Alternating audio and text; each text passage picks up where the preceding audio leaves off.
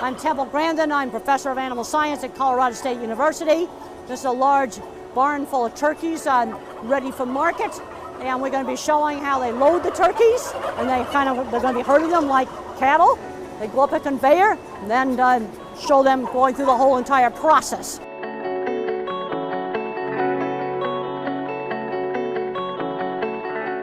I am really pleased that we've got this opportunity today to see this barn full of turkeys, and we're going to watch them being loaded onto the trucks tonight and going on through the processing plant. And it's just not possible to bring tour groups for all of these places because of disease requirements. I have to wear these clothes, and then I had to be away from all birds for over a week before I was allowed to come here, because you got to be really careful not to bring in diseases. These are typical large sheds where turkeys are raised for up to 19-21 weeks. Today we're going to be loading out from one of these barns. A question that came up was, are the turkeys in the buildings afraid of people? Well, if people regularly walk through the barn and get the turkeys used to people walking through them, they'll come up to you. I mean, I had males displaying to me and showing off to me. Birds that are afraid don't do that. On a really good farm, a person will walk through the entire building, walking through the turkeys, the whole entire building, to inspect for animals that might be sick, animals that might be injured. It gets the birds accustomed to people walking through them.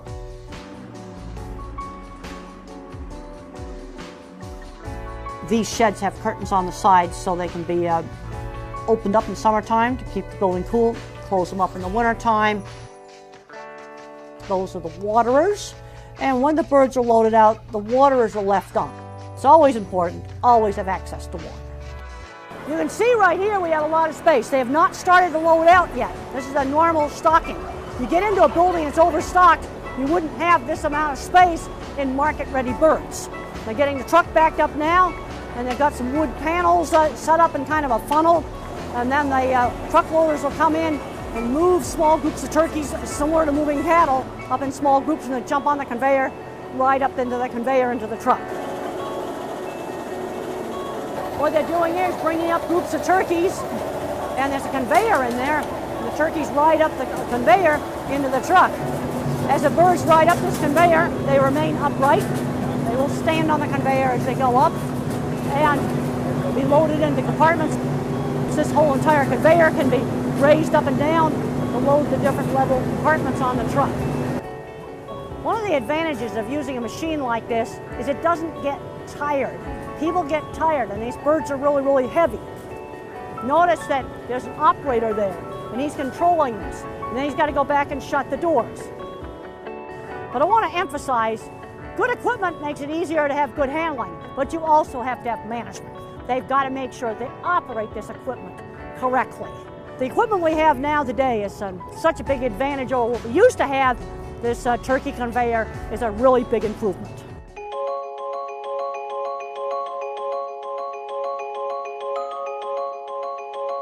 This is a truck arriving at the plant after loading at the farm, and a plant employee is going to inspect the load of turkeys to make sure they were loaded correctly, make sure they didn't have trapped wings or other obvious problems. The next step is to weigh the truck with all the birds in it. And then after the birds are unloaded at the plant, the empty truck is weighed so they can get accurate weights. Another really important part of this is record keeping.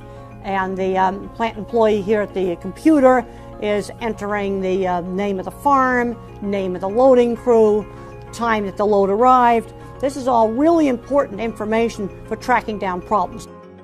The truck is backed into a holding shed, which is equipped with a big bank of fans. One whole side is just solid fans.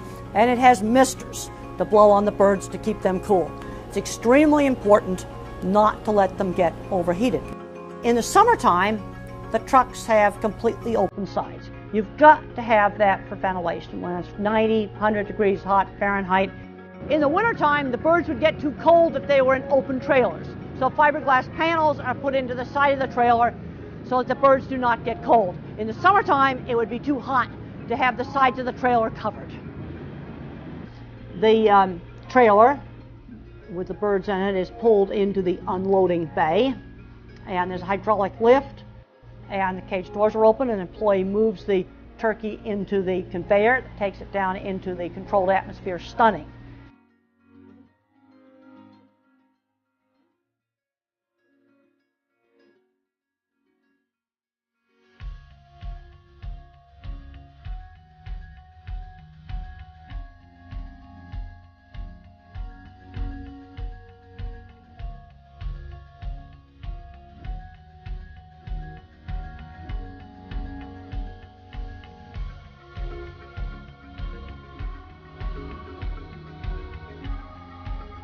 This window you can see in here, watch the birds as they get anesthetized.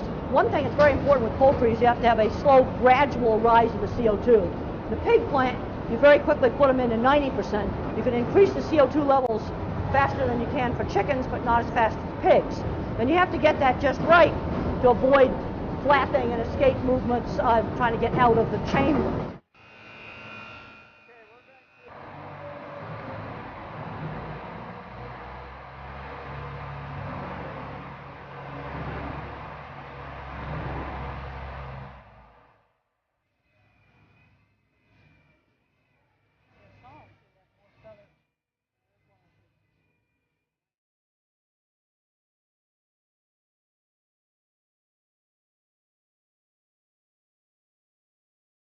The truck pulls into the unloading bay.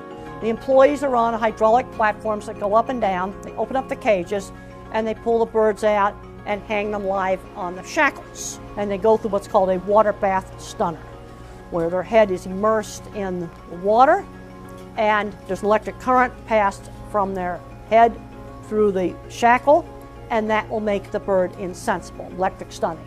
In order for electrical stunning to make an animal insensible, it has to cause some epileptiform activity in the brain.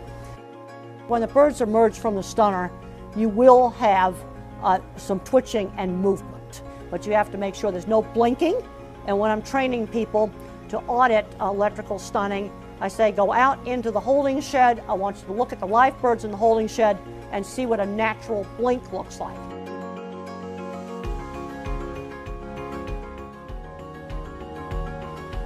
This shows the anesthetized turkeys emerging from the controlled atmosphere stunner, and then the employees will place these birds on the shackles.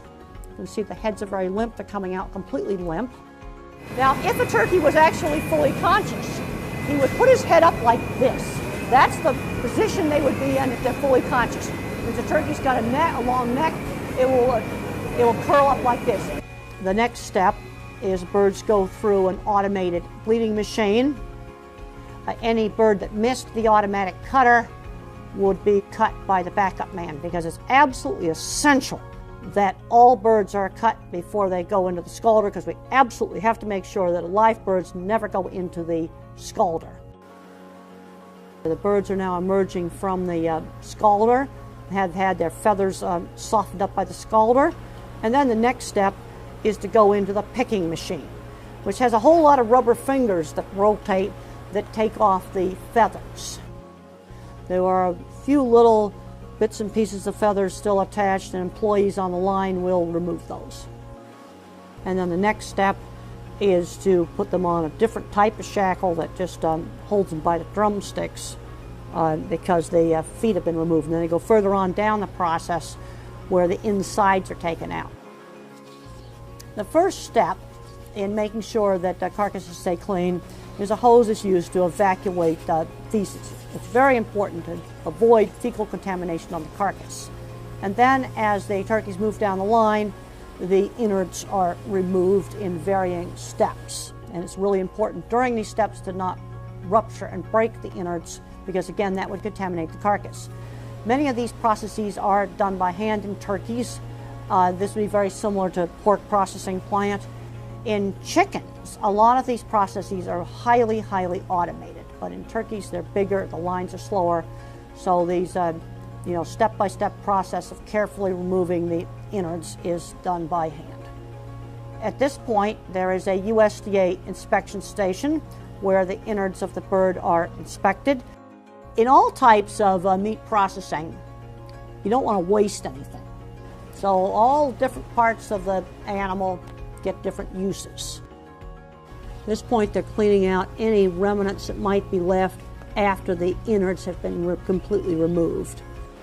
There's an employee that does checks for carcass defects. This is a really important part of the plant's quality assurance program. Also, it's part of continuous improvement. These sorts of inspections are really important for ensuring quality product.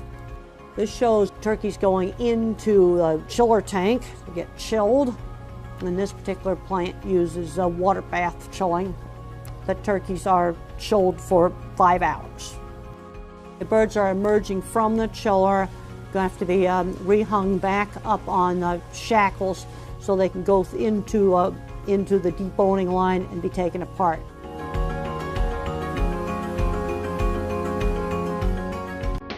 Another really important part of maintaining good animal welfare at the poultry processing plant is auditing, measuring things like bruises, stunning efficacy, broken wings, damaged legs, because you manage the things that you measure. So auditing is a really important part of good animal welfare. I get asked all the time, do I eat meat? Yes, I do. I'll eat turkey, beef, chicken, pork, all of the different animal proteins. And I feel very strongly we got to do things right. If you're interested in more information, lots more information on animal meat plant issues at my website, www.grandin.com.